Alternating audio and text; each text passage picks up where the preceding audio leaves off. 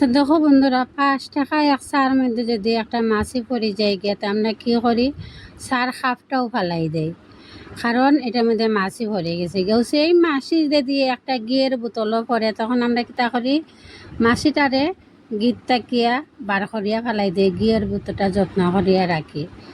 এই সমাজটাও ওরকম, টেকা থাকলে মূল্য আছে, টেকা নাই মূল্যও নাই।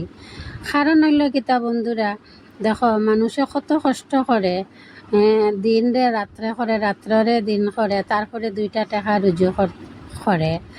আর আমরা এখন মনে করি কিতা, ছোটো মানুষের লগে চললে এটা ছোটো হয়ে যাব গিয়া, মানে গরিব মানুষের লগে চললে আমরা গরিব হয়ে যাব। এটা কিন্তু কোনো ধারণা নাই।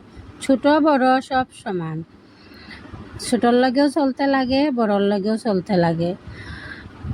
আর তোমার আজকে টাকা আছে কইয়া তুমি যেন মানে ছোটো মানুষের যেন তুমি অহংকার করবাই, এটা কিন্তু কোনো দিন হয় না, বুঝছো বন্ধুরা। তুমি সাময়িক চলতে পারবাই, কিন্তু উপরালায় একজনে তো দেখে তুমি কিতা করাই কিতা না। তো টাটা বাই বাই বন্ধুরা, দেখো কমপ্লিট।